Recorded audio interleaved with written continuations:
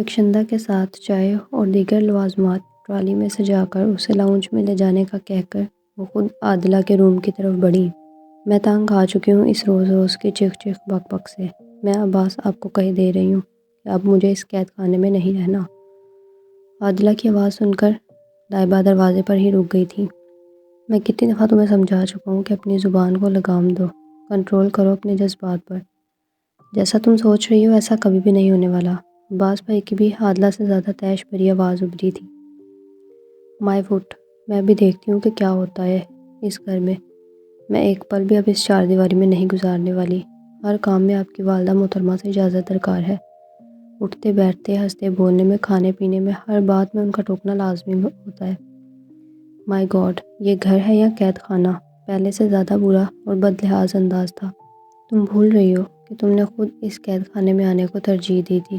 تمہیں کسی نے آفر نہیں کی تھی۔ میں تو پچھتا رہا ہوں اس وقت کو کہ جب تم جیسی لڑکی کو دیکھ کر شادی کا فیصلہ کیا تھا۔ سچ کہتے ہیں سیانے، دور کے ڈول سہانے، all that glitters is not gold۔ Shut up, تم خود کیا تھے؟ بظاہر پالشڈ پرسنالٹی کے اندر ایک قدامت پرست دقیانوسی مرد۔ پاپا ماما بیبی شونوں میں ایک ڈبو سا انسان چھپا ہوا تھا۔ مجھے تمہاری اصلیت کا پتہ چل جاتا تو کبھی نگاہ اٹھا کر تمہاری طرف دیکھتی بھی نہیں۔ ایک شیر تھا تو دوسرا سوا شیر۔ لائبہ نے سر تھام لیا تھا۔ بظاہر عادلہ کے تیور پورے گھر کو پریشان کرنے کے لیے کافی تھے، مگر اندرونی طور پر دونوں کے حالات اس سطح پر پہنچ چکے تھے وہ ششتر سے کھڑی رہ گئی تھی۔ میری بھی تو تمہارے بارے میں سیم رائے ہے۔ عباس بھائی نے بھی عادلہ کو تپانے میں کوئی کسر نہ چھوڑی تھی۔ شٹ اپ، وہ چیخی تھی۔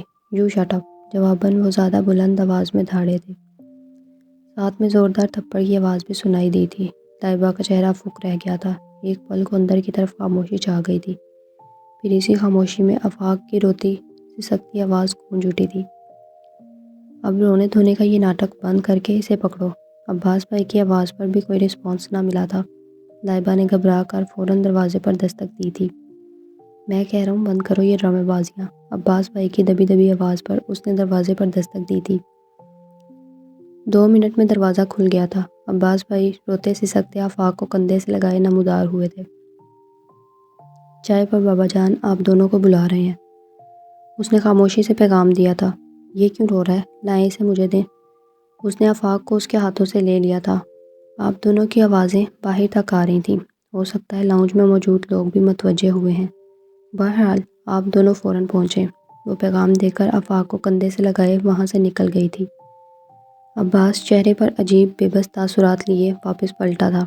عادلہ ابھی تک بیڈ پر منہ کے بل لیٹی سسک رہی تھی۔ بابا جان نے بلوایا ہے، اٹھو منہ دھو اور چلو میرے ساتھ۔ اپنے تاثرات و احساسات کو کنٹرول کیے اس نے عادلہ کو مخاطب کیا تھا۔ نہیں جاؤں گی میں، اب اس گھر میں بھی نہیں رہوں گی۔ جب تک وہ 2 ٹکے کی لڑکی ادھر موجود ہے میں اب ادھر نہیں رہنے والی۔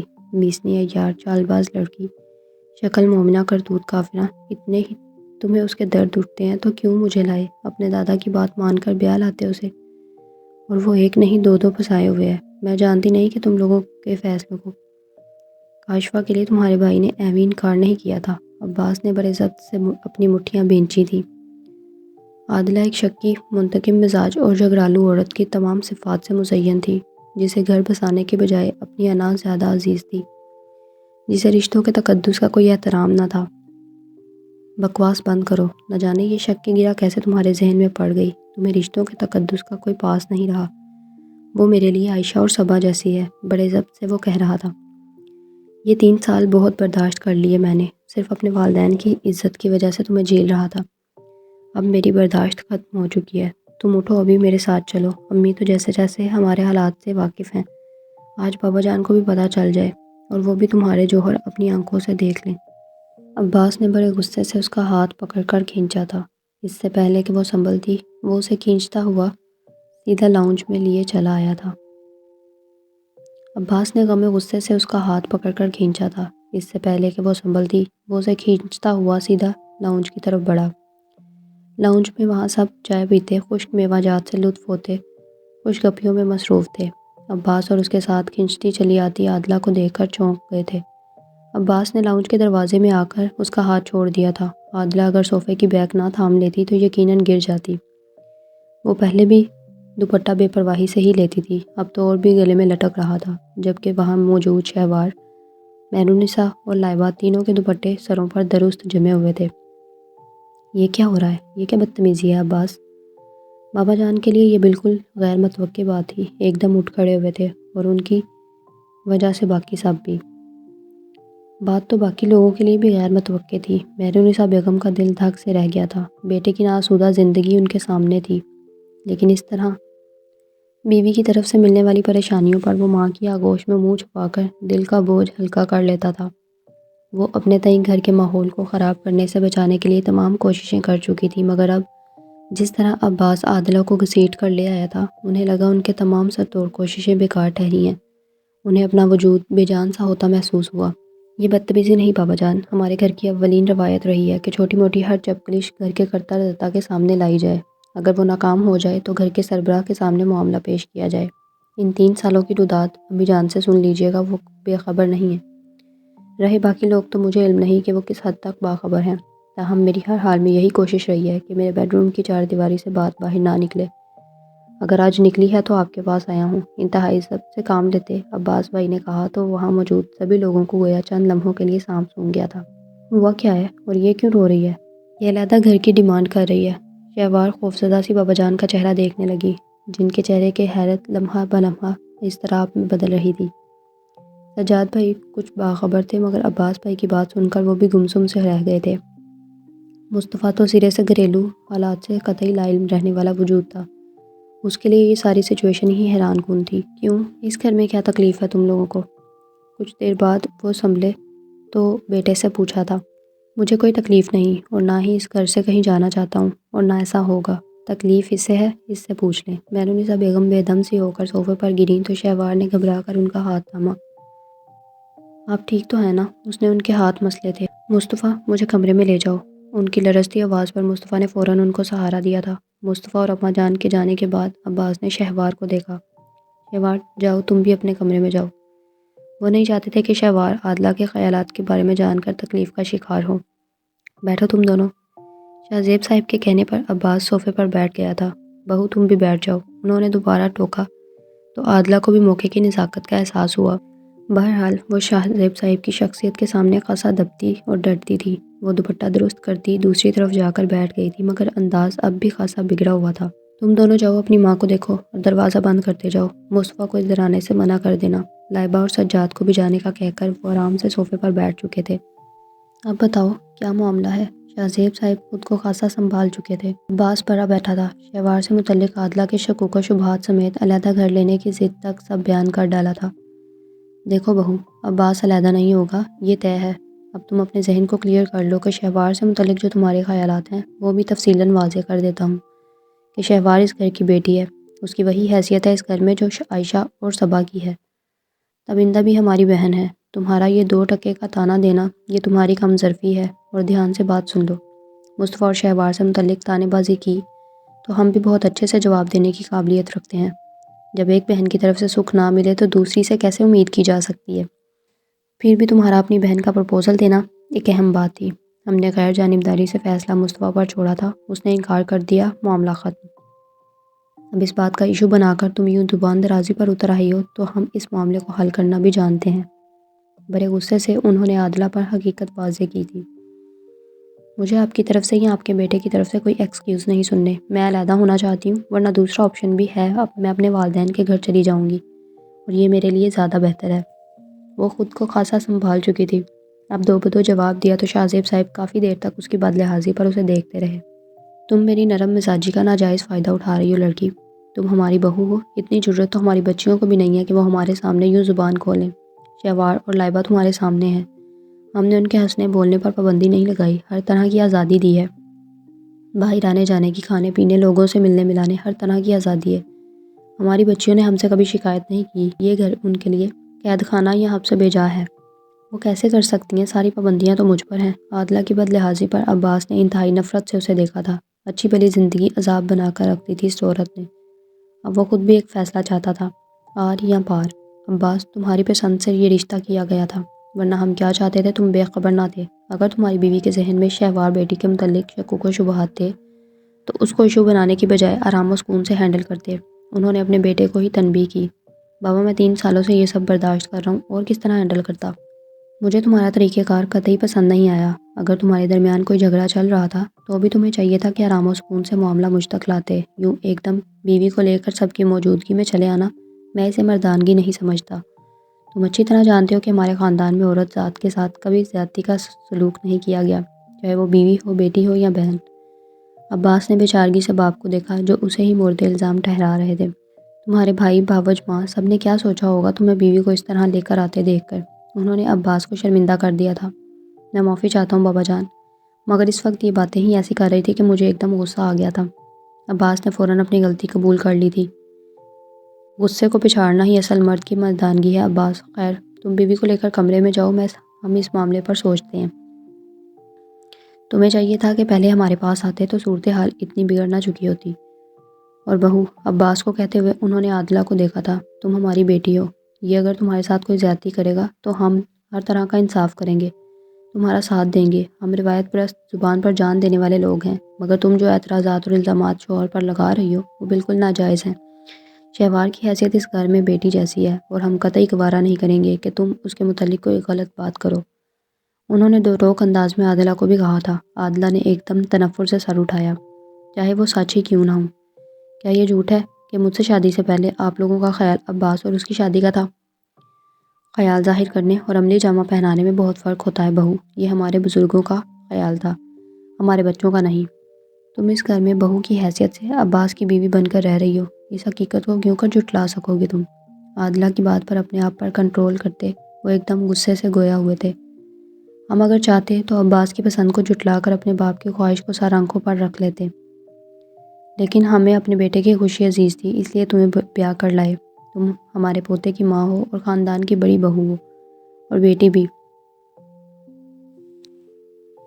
ہم زبان پر کٹ مرنے والے لوگ ہیں۔ افسوس ہو رہا ہے اتنی تعلیم یافتہ باہر کی یونیورسٹی سے پڑھ کر آنے والی لڑکی کے خیالات اس طرح کے ہیں۔ انہوں نے عادلہ کو دیکھا تھا۔ ایک پل میں ہی عادلہ لاجواب سی ہو کر شرمندہ ہو گئی تھی۔ اگر ہم عام سے لوگ ہوتے تو تمہارا باپ ہم سے رشتہ داری جوڑنے میں فخر محسوس نہ کرتا۔ تم اگر کم عقلی کا مظاہرہ کر کے ابھی بھی اپنی ڈیمانڈ پر قائم رہ کر یہ گھر چھوڑنے کی حماقت کرو گی تو یہ سراسر تمہارا اپنا نقصان ہوگا۔ حیرت ہوتی ہے مجھے کہ عبدالقیوم جیسے دانشور کی اولاد اتنی کم فہم اور سطحی سوچ کی حامل بھی ہو سکتی ہے۔ اگر تم اپنی ضد کو قائم رکھتے یہاں سے جاؤ گی تو یاد رکھنا، ہم سچے اور کھرے رشتوں کے لیے جان بھی دے سکتے ہیں، مگر سطحی رشتوں کے لیے ہم پلٹ کر کبھی نہیں دیکھتے۔ اگر ابھی بھی جانے کی ضد پر قائم ہو تو ساری عمر وہیں رہو گی۔ ہم رشتے نہیں توڑتے مگر چھوڑ دیتے ہیں، یہ خیال رکھنا۔ عادلہ ان 3 سالوں میں یہ ضرور جان چکی تھی کہ یہ لوگ کس مزاج اور اعتبار کے مالک ہیں۔ شاہ زیب صاحب کے الفاظ محض دھمکی نہ تھی بلکہ حقیقت پر مبنی تھے۔ اگر وہ گھر چھوڑنے کی حماقت کرتی تو یہ بھی جانتی تھی کہ جس طرح وہ خود جائے گی واپس بھی آئے گی، یہ لوگ کبھی اسے پلٹ کر لانے والے نہیں۔ اسے اپنی ماں کی پڑھائی ہوئی ساری پٹیاں ناکام ہوتی محسوس ہو رہی تھیں۔ وہ شہوار کو مورد الزام ٹھہرا کر عباس کی نظروں سے تو گر چکی تھی، اب رہی صحیح کسر اس خاندان کی نظر میں گر کر پوری ہو جانی تھی۔ اسے اپنی عظیم حماقت کا احساس ہوا تھا۔ اس کا دل چاہا کہ اپنی ماں کی ساری تیار کردہ اسکیم پر دل کھول کر ماتم کرے۔ ہم نے تمہارے سامنے سارے حل کھول کر رکھ دیے ہیں۔ گھر کو بنانے والی عورت ان باتوں کو ایشو نہیں بناتی، وہ ہر حال میں گھر کو جوڑنے کی کوشش کرتی ہے۔ اس کی ہر ممکن کوشش ہوتی ہے کہ وہ رشتوں کو جوڑ کر رکھے نہ کہ توڑے۔ اس کے باوجود اگر تم گھر چھوڑنے پر ضد پر قائم ہو تو ہماری طرف سے تمہیں کوئی روکے گا نہیں، مگر یہ طے ہے کہ ہم تمہیں واپس لے کر نہیں آئیں گے۔ پھر بھی اگر تم جاؤ، پھر جیسے تم جاؤ گی ویسے ہی آؤ گی بھی۔ علیحدہ گھر کے خیال کو بھول جاؤ، ہمارے جیتے جی ہماری اولاد علیحدہ نہیں ہو سکتی۔ وہ سخت لب و لہجے میں کہتے اپنی جگہ سے اٹھ کر کھڑے ہو گئے تھے۔ عباس بھی ان کے احترام میں کھڑا ہو گیا تھا۔ مجبوراً عادلہ کو بھی اس کی تقلید کرنا پڑی۔ فیصلہ تم نے کرنا ہے، سوچ سمجھ کر گھر سے قدم نکالنا۔ عبدالقیوم وہ شخص ہے جس کی فہم و فراست کی مثالیں دنیا دیتی ہے۔ مجھے امید نہیں تھی کہ اس کی بیٹی اتنی کم عقل ہوگی۔ اس گھر میں تم پر کوئی سختی نہیں، پھر بھی تم کسی اور بات کو بنیاد بنا کر علیحدہ گھر کی ڈیمانڈ کرتی تو ہم سوچتے بھی، مگر افسوس تم نے شہوار جیسی بے ضرر معصوم لڑکی کی ذات کو اپنے شوہر کے ساتھ نتھی کرنے کی کوشش کی۔ افسوس ہے مجھے تمہاری سوچ اور عقل پر۔ افسوس ہے مجھے تمہاری سوچ اور عقل پر۔ ان کے غصے پر عادلہ کا بس نہیں چل رہا تھا کہ کچھ کر بیٹھتی۔ ان کے سامنے تو بڑوں بڑوں کی بولتی بند ہو جایا کرتی تھی، پھر وہ کیا چیز تھی؟ وہ جس طرح اس کے والد کا حوالہ دے رہے اس سے اس کے اندر اپنے باپ کے پاس معاملہ بگڑ جانے کا خوف بھی پیدا ہو گیا تھا۔ اگر معاملہ ان تک پہنچ جاتا تو یقیناً بات بڑھ سکتی تھی۔ ہائے ماما، کیسا فضول مشورہ دیا تھا آپ نے، میں بھی کیسی کم عقل تھی، فوراً عمل بھی کر بیٹھی۔ وہ اندر ہی اندر نادم ہوئی تھی، مگر اب پچھتانے کا کوئی فائدہ نہ تھا۔ اسے امید نہ تھی کہ عباس اسے یوں گھسیٹ کر باپ کے سامنے لے آئیں گے۔ اب تک تو وہ صرف اس کی باتوں اور حرکتوں سے زچ ہوئے تھے، مگر آج شہوار کے نام کا دیا گیا تانا کسی اور ہی انداز میں کام کر گیا تھا۔ اپنے بیوی کو کمرے میں لے جاؤ، مزید تماشا میں افورڈ نہیں کر سکتا، یہ اگر اپنے والدین کے گھر جانا چاہتی ہے تو بس چوک چلی جائے۔ وہ آخری حتمی بات کر کے ایک آخری نگاہ دونوں پر ڈال کر باہر نکل گئے تھے۔ باپ کے جانے کے بعد عباس نے ایک سلگتی نگاہ بیوی پر ڈال کر بغیر کچھ کہے باہر کی راہ لی تھی، اور عادلہ چند پل بے حس و حرکت کھڑی رہ گئی تھی۔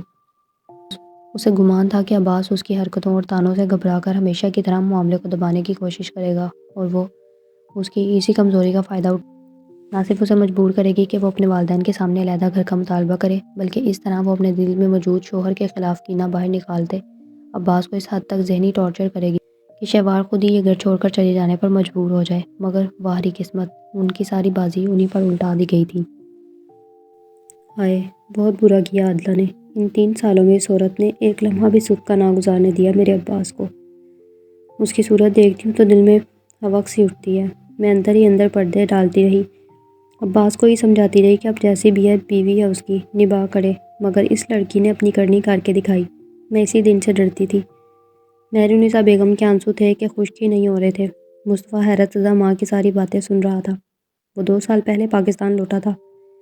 اس سے 1 سال پہلے عباس کی شادی تھی، تب وہ صرف چند دن کے لیے پاکستان آیا تھا۔ شادی کے فوراً بعد واپس لوٹ گیا تھا، اور واپس آنے کے بعد وہ اپنی پلاننگ میں ایسے مصروف ہوا تھا کہ کبھی غور ہی نہ کیا کہ اس کا بھائی ایک ایسی ناآسودہ زندگی گزار رہا ہے جس نے ان کے گھر کے ماحول کو تلخ اور رنجیدہ کر رکھا ہے۔ مصطفیٰ کو اپنی بے خبری پر حیرت کے ساتھ ساتھ دکھ بھی ہو رہا تھا۔ اچھا، کچھ نہیں ہوتا، ٹینشن نہ لیں، آپ کی طبیعت خراب ہو جائے گی۔ شہوار کو ان کے رونے سے ایک ہی فکر لگی ہوئی تھی، اور وہ یہ الفاظ مسلسل وقفے وقفے سے دہرا رہی تھی۔ انہوں نے آنکھیں صاف کی۔ میری تو ہر بات اسے چبھتی ہے، ذرا لحاظ مروت نہیں ہے اس میں، کئی بار دو بدو زبان درازی کر چکی ہے۔ عباس جب بھی دونوں کا کوئی جھگڑا ہوتا تھا ہمیشہ آ کر مجھ سے کہہ سن کر دل کا بوجھ ہلکا کرتا تھا۔ کئی بار میں نے اسے سمجھانے کی کوشش کرنا چاہی، مگر اس نے ساتھ سمجھ کر بھی کبھی ذرا لحاظ ادب کرنے کی ضرورت نہ سمجھی۔ شاہ زیب صاحب کو سب بتاتے ان کے آنسو مسلسل رواں تھے۔ جب بات اتنی بڑھ چکی تھی تو آپ کو مجھے آگاہ کرنا چاہیے تھا نا۔ وہ ناراض ہو رہے تھے۔ کیا بتاتی، میں تو ہر طرح سے کوشش ہی کرتی رہی کہ وہ خود ہی سمجھ جائے۔ کون سا کم فہم ناسمجھ بچی ہے، پڑھی لکھی باشعور لڑکی ہے، مگر انہوں نے سسکی بھری۔ میں سمجھا چکا ہوں بہت اچھی طرح سے، میں کل یا پرسوں عبدالقیوم سے بھی ملوں گا، بات کروں گا۔ وہ اور مزاج اور انداز کا بھلا آدمی ہے، یقیناً ساری بات سمجھ کر اپنی بیٹی کا دماغ درست کرنے کی کوشش کرے گا۔ ان کا انداز ساری صورتحال جاننے کے بعد فیصلہ کن تھا۔ اللہ کرے وہاں موجود سبھی کے دل سے بے اختیار یہ الفاظ نکلے تھے۔ میں نے اندازہ لگایا ہے کہ عادلہ کی ماں اور انداز کی عورت ہے۔ وہ کئی بار ہمارے گھر میں بیٹھ کر عادلہ اور عباس کو علیحدہ گھر میں شفٹ ہونے کا کہہ چکی ہے۔ بڑی عجیب اور مشکوک باتیں کرتی ہیں وہ، مجھے تو لگتا ہے یہ سارا اس کی ماں کا ہی کیا دھرا ہے، ورنہ اب سے پہلے عادلہ نے صرف ہمارے طور طریقوں پر ہی ناک منہ چڑھائے اعتراضات کیے تھے، علیحدہ گھر میں شفٹ ہونے کا کبھی ذکر نہ کیا تھا۔ انہوں نے مزید آگاہ کیا، اچھی طرح اندازہ ہو گیا عادلہ کی فیملی کا اب۔ عبدالقیوم خود جتنا شریف النفس انسان ہے، اولاد اور بیوی کے معاملے میں خاصا بدقسمت واقعہ ہوا ہے۔ دیکھتا ہوں اس معاملے میں وہ اپنی بیوی اور بیٹی کو کیسے سمجھاتا ہے۔ میرا اور لائبہ کا تو پھر بھی کچھ خیال لحاظ کر جاتی ہے، مگر میں نے اکثر دیکھا ہے وہ بلا وجہ خواہ شہوار کے پیچھے پڑ جاتی ہے۔ مہرالنساء بیگم نے ایک اور پوائنٹ شوہر کے سامنے رکھا تھا جو زیادہ قابل غور تھا۔ دماغ خراب ہے اس لڑکی کا، اور کچھ نہیں۔ بیوی کے منہ سے یہ بات سن کر عباس کی بتائی باتیں اور عادلہ کے تانے انہیں اور سب کچھ یاد آنے لگا تھا۔ ایک بات کہوں بابا جان، اتنی دیر کا خاموش بیٹھا مصطفیٰ سب سنتے کچھ سوچتے آخر میں بولا تھا۔ اس کے لیے یہ سب حیران کن اور پریشان کن بھی تھا۔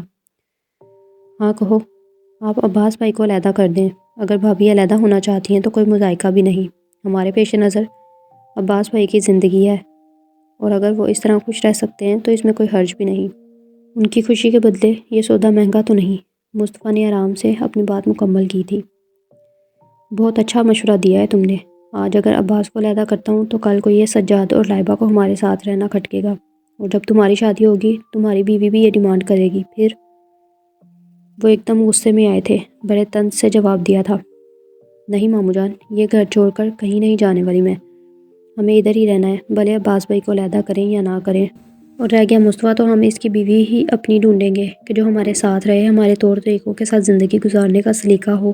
مہرونیسا بیگم کے ایک طرف بالکل خاموش بیٹھی لائبہ نے فوراً شاہ زیب صاحب کے خیال کی تردید کر دی تھی۔ عباس کی طرح مصطفیٰ نے اگر خود ہی کوئی لڑکی پسند کر لی تو پھر ساری توقعات ہی ختم۔ شاہ زیب صاحب عباس کے معاملے کو لے کر خاصے الجھ چکے تھے۔ مصطفیٰ ان سب بہن بھائیوں میں اگر مزاج کا مختلف تھا تو اپنی چھوٹے چھوٹے معاملات میں اس نے ہمیشہ اپنی مرضی کو اولیت دی تھی۔ کسی نے اس کے معاملات میں انٹرفیئر کرنے کی کوشش نہیں کی تھی، یہ تو پھر اس کی زندگی کا معاملہ تھا۔ مصطفیٰ تمہارا کیا خیال ہے اس بارے میں؟ سجاد بھائی نے بھی گفتگو میں حصہ لیا۔ پسند کا کیا ہے، مگر میرے معاملے میں آپ یہ یقین رکھیں کہ میں عباس بھائی نہیں ہوں، میں عورت ذات کو اس کے مقام پر رکھنے کا فن جانتا ہوں۔ اگر ناکام بھی ٹھہرا تو بیوی کو دیگر رشتوں پر حاوی ہونے نہیں دوں گا۔ اللہ نہ کرے جو تم عباس جیسی ناآسودہ زندگی گزارو، ہم تمہاری دلہن خود لائیں گے اور اب کے صرف شکل و صورت دیکھ کر فیصلہ کرنے کی غلطی نہیں کریں گے۔ مہرونیسا بیگم نے دہل کر کہا تھا، تمہاری پسند کا چانس تو پھر گیا مصطفیٰ۔ مہرونیسا بیگم کی بات پر سجاد نے مسکرا کر کہا تو ماحول پر چھائی رنجیدگی ایک دم ٹوٹی تھی، سب کے ہونٹوں پر مسکراہٹ بکھر گئی تھی۔ کوئی بات نہیں، ہماری ماں جی کی پسند ہی ہمارے لیے اولیت رکھتی ہے، امی جان بے فکر رہیں، آپ کا ہر فیصلہ میرے لیے سر آنکھوں پر ہوگا۔ مصطفیٰ نے بھی مسکرا کر ماں کے فیصلے کو اہمیت دے کر جیسے ان کو ایک فخر سے دوچار کیا تھا۔ مصطفیٰ کے یوں مان دینے پر ان کا سر فخر سے بلند ہوا تھا، انہوں نے ڈھیر ساری دعائیں دی تھیں۔ پسند کی بات پر اعتراض نہیں کیا، کیا کوئی لڑکی نظر میں رکھی ہوئی ہے؟ سجاد نے چھیڑا تو مصطفیٰ نے اسے گھورا، مجھ پر شک نہ کریں، اس نے جھنجھلا کر ہاتھ جوڑے تھے، سب کے ساتھ شاہ زیب صاحب بھی مسکرا دیے تھے۔ شہوار کے ہونٹوں پر بھی مسکراہٹ سمٹ آئی تھی۔ مصطفیٰ کی نگاہ بلا ارادہ اس کی طرف اٹھی تھی، وہ بھی متوجہ تھی، دونوں کی نظریں ملی تھیں۔ شہوار نے فوراً گھبرا کر سر جھکا لیا تھا، ہونٹوں پر رقصہ مسکراہٹ فوراً سمٹی تھی۔ میں سیدھا سادہ شریف سا بندہ ہوں، ساری عمر امریکہ میں گزارنے کے باوجود تنہا لوٹ آیا ہوں، 2 سالوں سے اب ادھر ہوں، کام سے ہی فرصت نہیں ملتی کہ انسان کسی اور جانب سوچے بھی۔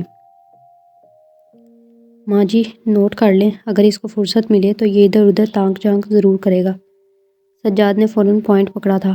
مہرونیسا بیگم ہنسنے لگیں، اچھا بس کرو، میرا بہت اچھا اور سمجھدار بیٹا ہے، اگر پسند بھی کرے گا تو سوچ سمجھ کر ہی کرے گا، میرے بیٹے کو ہیرے اور پتھر کی پہچان ہے۔ مہرونیسا بیگم نے فوراً بیٹے کی طرفداری کی تھی، سب کھلکھلا کر ہنس پڑے تھے۔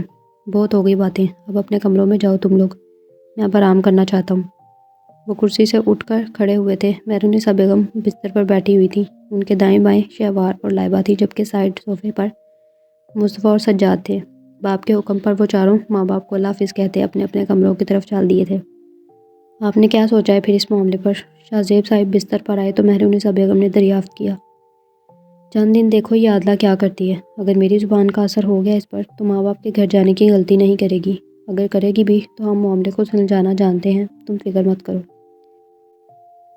مجھے اس کی حرکتوں اور باتوں سے تکلیف نہیں ہوتی، مگر جب وہ شہوار کو تختہ مشق بناتی ہے تو میرا دل لرز جاتا ہے۔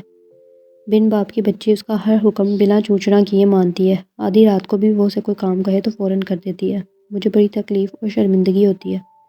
ابندہ اپنی بیٹی کے ساتھ یہ سلوک ہوتا دیکھے تو دکھ سے کٹ کر رہ جائے، انہوں نے بھی دل کا پھپولا پھوڑا تھا۔ میں اب سنجیدگی سے مصطفیٰ اور شہوار کی بات طے کرنے کا سوچ رہا ہوں۔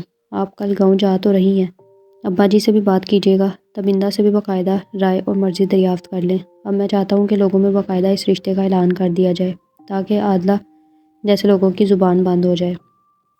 مصطفیٰ سے میں نے پہلے بھی 1-2 دفعہ شادی کا پوچھا تھا، شہوار کا نام نہیں لیا، مگر وہ چاہتا ہے کہ کچھ عرصے تک رک جائیں، وہ اپنی جاب میں اچھی طرح سیٹل ہو جائے، وہ کہتا ہے چند سال بعد ہی وہ شادی کرے گا۔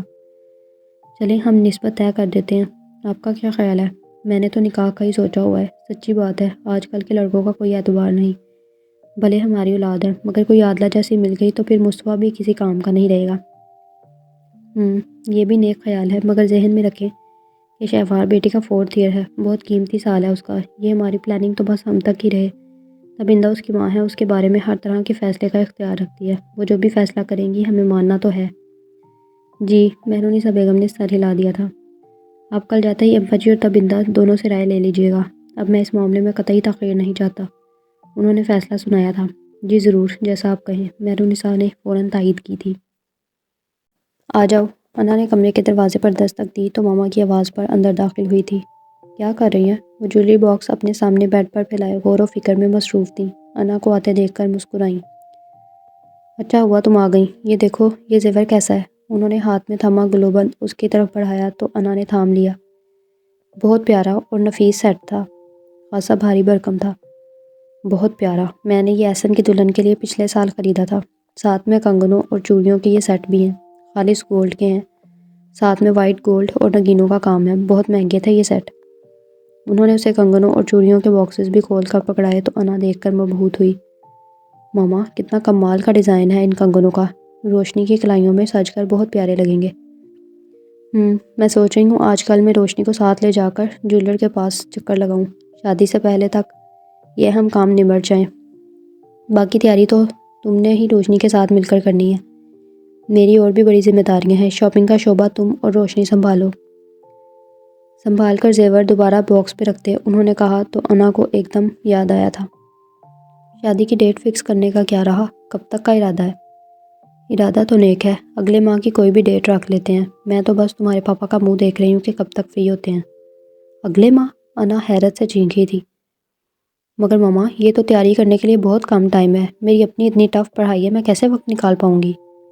شادی کی ہم نے کون سا لمبی چوڑی تیاری کرنی ہے، زیور کپڑے ریڈی ہیں، میرا اپنا بوتیک کب کام آئے گا، کپڑوں کی تم فکر نہ کرو، باقی ارینجمنٹ تمہارے بھائی ماموں اور پاپا کی ذمہ داری ہیں، یہ ان کا شعبہ ہے، وہ خود دیکھ لیں گے، سب مینیج ہو جائے گا، انہوں نے بڑے آرام و سکون سے بتایا تھا۔ انا نے منہ بنایا۔ اور باقی جو دیگر باتیں ہیں، اکلوتا بھائی ہے میرا، 100 ارمان ہے میرے، دن گن گن کر اس موقع کا انتظار کیا ہے، اتنی اجرت میں شادی طے کرنے سے تو میں کچھ بھی نہیں کر پاؤں گی۔ ہم نے شادی ملتوی کی تو پھر تمہارا بھائی ہاتھ نہیں آئے گا، دراصل ضیا بھائی کی فکر رہتی ہے مجھے، ان کی خواہش ہے کہ جلد از جلد یہ فریضہ طے ہو جائے، اگلے ماہ کی ڈیٹ انہی کی رائے ہے، بلکہ وہ تو چاہتے ہیں کہ ساتھ ہی ولید کو بھی نپٹا دیں، مگر وہ لڑکا بھی ضد کا پکا ہے، صاف انکار کر دیا ہے کہ 3-4 سال سے پہلے تک تو اس کے متعلق سوچیے گا بھی نہیں، دوسرا وہ شادی صرف اپنی پسند اور مرضی سے کرنے کا خواہاں ہے، ہمارا تو بہن بھائی کا اور ہی خیال تھا، لیکن خیر۔ انہوں نے بات کرتے کرتے انا کو دیکھا تو اسے مکمل طور متوجہ دیکھ کر مسکرا کر بات پلٹ دی، اور ان کی ادھوری بات انا کے اعصاب پر سل کی طرح بوجھ بن گئی۔ اللہ ساتھ خیریت کے وقت لائے، روشنی اور احسن کی شادی بخیر و عافیت ہو جائے، فائنل تو ہم نے کب کا ہی کیا ہوا تھا کہ روشنی اور ولید کے وطن لوٹتے ہی ہم نے ڈیٹ فکس کر دینی ہے، بس دن سلیکٹ کرنا ہے، وہ سب سے مشورہ کر کے طے کر لیتے ہیں۔ ولید کے ذکر پر وہ کچھ گمسم سی ہو گئی۔ پاپا نے لگتا ہے آج لیٹ آنا ہے، ابھی تک نہیں لوٹے؟ ماما کو لاکر میں جویلری باکس رکھتے دیکھ کر وہ بھی اٹھ کھڑی ہوئی تھی۔ گھڑی رات کے 11 بجا رہی تھی۔ کچھ دیر پہلے کال کی تھی کہ وہ کچھ لیٹ ہو جائیں گے، شاید کسی میٹنگ میں بزی ہیں۔ انہوں نے الماری بند کر کے پلٹ کر اسے دیکھا۔ روشنی سو گئی کیا؟ پتہ نہیں، جب ہی ادھر آئی تھی تو ولید، احسن بھائی اور روشنی بیٹھے باتیں کر رہے تھے۔ میں نماز پڑھ لوں؟ تم فارغ ہو کیا؟ پڑھنا نہیں تھا کیا؟ باتھ روم کی طرف جاتے جاتے وہ رکی تھی۔ پڑھ لیا ہے، کل جمعہ ہے، سو اسٹڈی کی طرف سے ٹینشن فری ہے۔ ماما باتھ روم میں گھسیں تو وہ آہستہ روی سے چلتی باہر نکل آئی تھی۔ لاؤنج سے ابھی بھی باتوں کی آواز آ رہی تھی، وہ اندر جانے کے بجائے راہداری عبور کرتے صحن میں آ گئی تھی۔ آج کل وہ خاصی افسردہ کم گو سی ہو گئی تھی، نہ جانے کیوں اسے اپنے احساسات بہت بدلے بدلے سے فیل ہو رہے تھے۔ وہ خاموشی سے سنگی بینچ پر جا بیٹھی تھی۔ ہمارا تو بہن بھائی کا اور ہی خیال تھا، مگر خیر، صبوحی بیگم کا ادھورا جملہ اس کے اعصاب پر ایک بوجھ گرا گیا تھا۔ وہ شادی صرف اپنی مرضی اور پسند سے کرنے کا خواہاں ہے۔ ماما کے الفاظ اسے نہ جانے کیوں الجھا گئے تھے۔ تو کیا وہ کسی کو پسند کرتا ہے؟ اس کا دل لرزا تھا۔ اس نے اپنے ذہن کے خیالات کو جھٹکنا چاہا تھا، کسی اور جانب توجہ مبذول کرنا چاہی تھی، مگر نہ جانے کیوں ایک ہی خیال اور یہ الفاظ ذہن سے چمٹ کر رہ گئے تھے۔ بھئی میں سیدھا سادہ سا انسان ہوں، کوئی لمبی چوڑی ڈیمانڈ نہیں ہے میری، جو بھی لڑکی ہو جیسی بھی ہو، کم از کم اچھی اور سلجھی ہوئی ہو، گھر کو گھر بنانے والی، اور سب سے بڑھ کر تمہیں اور بابا کو اہمیت دینے والی ہو۔ وہ گھٹنوں کے گرد بازو لپیٹ کر ایک عجیب یاسیت بھری کیفیت کا شکار کبھی ماما کے الفاظ پر گمسم ہو جاتی تھی تو کبھی ولید کے الفاظ یاد آ کر اس کے دل کی زیر و زبر کیفیت کو پھر سے سہارا دے جاتے تھے۔ اسے لگتا جیسے امید کا دیا پھر سے روشن ہو گیا ہے۔ وہ اپنے بازوؤں پر سر رکھے اپنے ہی خیالات کی جنگ سے نبرد آزما تھی۔ اسے سمجھ نہیں آ رہی تھی کہ اس بھنور سے کیسے نکلے۔ کیا بات ہے، یہاں ایسے کیوں بیٹھی ہوئی ہو؟ نہ جانے اسے اس عالم میں، اس کیفیت و حالات میں اپنے خیالات سے الجھتے، احساسات و جذبات سے لڑتے کتنی دیر گزری تھی کہ اس آواز پر ایک دم گھبرا کر سر اٹھایا تھا۔ وہ سامنے ہی سادہ شلوار قمیض زیب تن کیے اپنے دراز قامت وجود کو لیے اسے گہری نظروں سے تول رہا تھا۔ انا گھبرا کر سیدھی ہوئی تھی، لاپرواہی سے کندھوں پر ڈالا دوپٹہ گھبراہٹ میں سر پر ڈال کر وہ فوراً اٹھ کھڑی ہوئی تھی۔ وہ جو اتنی دیر سے دنیا و مافیہ بھلائے سوچ رہی تھی، اب اسے ایک دم روبرو دیکھ کر پزل سی ہو گئی تھی، ورنہ وہ تو خاصی پورا اعتماد لڑکی تھی۔ آپ؟ ولید نے اس کی گھبراہٹ اور پزل انداز کو بغور دیکھا، ایک گہری نگاہ اس کے سرخ چہرے اور بھیگی پلکوں پر ڈالی۔ میں 5-10 منٹ سے دیکھ رہا تھا ادھر ٹیرس سے، ہمیں کافی دیر ہو گئی محفل برخاست کیے، تم ہمارے پاس آئی نہیں، تم ادھر کیا کر رہی ہو؟ بس یوں ہی ہوا خوری کو ادھر نکل آئی تو ادھر بینچ پر بیٹھ گئی۔ اسے چند سیکنڈ لگے خود کو سنبھالنے میں، اب وہ قدرے پرسکون تھی۔ حیرت ہے اکیلی بیٹھی ہوئی ہو جبکہ روشنی تمہیں اندر ڈھونڈتی پھر رہی تھی۔ یوں ہی اسٹڈی کرتے کرتے اکتا گئی تو ادھر نکل آئی۔ اچھی بات ہے، اس نے فوراً یقین کر لیا۔ ایک کپ کافی پلاؤ، مزیدار سی، تم کافی بہت اسٹرانگ بناتی ہو۔ انا نے حیران ہو کر اسے دیکھا، اس کی اس ذرا سی تعریف سے اسے لگا کہ جیسے اطراف میں گھنٹیاں سی بکھر گئی ہوں۔ اس کے یوں حیرانی سے دیکھنے پر وہ مسکرایا تھا۔ میں لاتی ہوں، اس نے قدم آگے بڑھائے۔ ایک نہیں 2 کپ۔ انا نے تعجب سے اسے دیکھا مگر پوچھا نہیں کہ دوسرا کیوں۔ میں اپنے کمرے میں ہوں، آواز پر سر ہلاتی وہ کچن میں آ گئی تھی۔ اس نے بڑی توجہ اور دھیان سے کافی تیار کی تھی، ٹرے میں 2 کپ رکھے وہ اس کے کمرے میں چلی آئی تھی۔ یس کم ان۔ نوک کرنے پر دروازہ کھلا ملا تھا، وہ دھکیلتے اندر چلی آئی تھی۔ ولید کمپیوٹر کے سامنے بیٹھا ہوا تھا، مسکرا کر اس کی طرف کرسی گھمائی۔ بڑی جلدی کافی تیار کر لی تم نے۔ بیڈ کی سائڈ ٹیبل پر ٹرے رکھی تو مسکرا کر پلٹی۔ ماما پاپا احسن بھائی سبھی تیز چائے پیتے ہیں، کافی کی لت صرف مجھے ہی ہے، اپنے لیے کافی تیار کرتے کرتے اب میں خاصی ایکسپرٹ ہو چکی ہوں۔ یہ تو ہے۔ اس نے ایک کپ اٹھا کر اسے تھما دیا تو وہ کرسی سے اٹھ کر اس کی طرف چلا آیا۔ بیٹھو، ایک سپ لیتے اسے کہا تو وہ نفی میں سر ہلا گئی۔ نہیں چلتی ہوں، ویسے بھی نیند آ رہی ہے۔ میں نے دوسرا کپ اپنے لیے نہیں تمہارے لیے کہا تھا، میرے ساتھ کافی میں ساتھ تو دو۔ اس کے انکار پر اس نے ٹوکا تو انا نے خاموشی سے کپ تھام لیا۔ اب یوں چلے جانا بد اخلاقی ہی تو تھی۔ بیٹھو، وہ اس کے کہنے پر بستر کے کنارے ٹک گئی۔ کیا بات ہے، کوئی پرابلم ہے؟ کچھ دیر پہلے تم یوں اکیلے گمسم لان میں کیوں بیٹھی ہوئی تھی، جبکہ رات کے اس پہر جب سب لوگ اپنے اپنے کمروں میں جا چکے تھے؟ کچھ دیر بعد ولید کے الفاظ پر اس نے حیران ہو کر اسے دیکھا۔ انا کو قطعی اندازہ نہ تھا کہ اس سے کافی کی فرمائش کرنے کے پیچھے یہ محرک تھا، ورنہ وہ کبھی حامی نہ بھرتی۔ وہ اتنی سی بات کا اتنی باریک بینی سے جائزہ لے گا؟ بتایا تو تھا کہ اسٹڈی کے بعد چہل قدمی کو دل چاہ رہا تھا، اسے کچھ تو کہنا ہی تھا، مگر تم تو گمسم ارد گرد سے بے خبر بینچ پر گھٹنوں میں سر دیے بیٹھی ہوئی تھی۔ اس طرح بیٹھنے کو کوئی چہل قدمی نہیں کہتا۔ اب کہ انا نے خاصی حیرت سے اپنے مقابل کھڑے وجود کو دیکھا تھا، وہ چلتا ہوا پھر کمپیوٹر چیئر پر جا بیٹھا تھا۔ انا نے خاموشی سے باقی ماندہ کافی حلق میں اتاری۔ کوئی پرابلم تھی؟ میں ٹیرس پر کھڑا کافی دیر سے دیکھتا رہا تھا، مجھے زیادہ تشویش ہوئی تو تمہارے پاس چلا آیا۔ ایک ہی سٹائل اور انداز میں بیٹھے رہنا، وہ بھی اس قدر افسردہ پورٹریٹ بنے ہوئے۔ آپ کو کس بات پر اعتراض ہے، میرے وہاں بیٹھنے پر یا افسردہ حالات میں پورٹریٹ بننے پر؟ اس نے بات مذاق میں ٹالی تو ولید نے بغور دیکھا۔ مجھے تو دونوں پر ہی اعتراض ہے۔ خیر تم کوئی بات شیئر نہیں کرنا چاہتی تو اور بات ہے۔ نہیں، یقین جانیے ایسی کوئی بات نہیں، اگر مجھے کوئی پرابلم ہوتا تو سب سے ہی ڈسکس کرتی۔ اس نے مسکرا کر اس کو یقین دلانا چاہا۔ تم مجھے ٹال رہی ہو تو ہم ٹال جاتے ہیں۔ یہ بتاؤ اسٹڈی کیسے جا رہی ہے تمہاری؟ وہ چند پال کو چپ چاپ ہی رہ گئی۔ یہ نہیں تھا کہ وہ اسے ٹال رہی تھی، مگر وہ اسے کیا بتاتی؟ کیوں دل تنہائی اور افسردگی کا تمنائی ہے؟ کیوں وہ صرف اپنی بات، ایک ہی چیز، ایک ہی نام کو زندگی کا محور بناتی چلی جا رہی ہے؟ اس نے افسردہ سے سانس خارج کی۔ بہت اچھی، وہ صرف یہی کہہ سکی۔ اس کا دل پھر سینے کے اندر شور مچانے لگا۔ نگاہیں ولید ضیاء کی چمکتی روشن ذہانت سے بھرپور نگاہوں کی طرف اٹھیں اور پھر تابع نظارہ نہ لاتے کشادہ گھنی پلکیں روشن ستارہ آنکھوں پر چلمن گرا گئی تھیں۔ بڑا مختصر جواب ہے، حیرت ہے۔ ولید کو نہ جانے کیوں آج اس کی ذات میں اس قدر دلچسپی پیدا ہو گئی تھی کہ وہ مسلسل اس کو موضوع بنائے ہوئے تھا۔ مجھے چھوڑیں، آپ بتائیں۔ خوش ہیں پاکستان آ کر؟ اس نے موضوع بدلنا چاہا تھا۔ بالکل، بہت زیادہ۔ میں صرف روشنی کی ایجوکیشن کمپلیٹ ہونے تک وہاں رکا ہوا تھا۔ یہ مختلف کورسز جو بزنس کے حوالے سے کر رہا تھا محض بہانہ تھا، ورنہ جس طرح تم لوگ 10 سال پہلے اور بابا جان 2 سال پہلے یہاں شفٹ ہو گئے تھے، وہاں اکیلے بہت صبر آزما مرحلہ تھا۔ ہم نے ہر مقام، ہر ایونٹ پر تم لوگوں کی بہت کمی محسوس کی تھی۔ انا نے پھر اس کے چہرے کی طرف دیکھا، وہاں گزرے لمحوں کے متعلق بڑا خوبصورت تاثر لیے ایک کیفیت تھی جسے وہ جان نہ سکی کہ افسردگی سے متعلق ہے یا وطن آ جانے کی خوشی سے متعلق۔ ہم نے بھی ہر موقع اور ایونٹ پر ماموں اور پھر آپ اور روشنی کی کمی محسوس کی تھی۔ بس اسٹڈی کی مصروفیات نے الجھا کر رکھا، ورنہ شروع میں تو میرا یہاں آ کر دل ہی نہیں لگتا تھا۔ اتنا عرصہ وہاں گزار کر آنا اور پھر مستقل یہاں سیٹل ہونا، کچھ وقت لگا تھا سب کچھ سیٹل ہونے میں۔ ہاں، پھپھو تمہارے متعلق ایک ایک بات کی رپورٹ دیتی تھی، ولید نے بھی مسکرا کر کہا تو نہ جانے کس خیال انا کے چہرے پر سرخی چھائی تھی۔ جب تم یہاں آئی تھی 2 پونیاں بنانے والی چھوٹی سی لڑکی تھی، اب تم ماشاءاللہ میڈیکل کے 4th ایئر میں ہو۔ تم نے پچھلے سالوں میں اپنی کوئی تصویر تک نہیں بھجوائی۔ یہاں آنے تک میرے ذہن میں تمہارا وہی 10 سال پرانا سراپا تھا۔ میں سوچتا تھا کہ تم اب بھی چھوٹی چھوٹی باتوں پر فوراً حساس ہوتے، آنکھوں میں آنسو لیے پونیاں ہلاتی بابا کے پاس میری یا روشنی کی شکایت کے لیے آیا کرو گی۔ جہاں اور بہت کچھ بدلا ہے، وہاں تم بھی خاصی بدل گئی ہو، خصوصاً میچور سی ہو گئی ہو۔ وہ ایک دفعہ پھر اپنی ذات کو موضوع سخن بنتے دیکھ کر جھیپ گئی تھی۔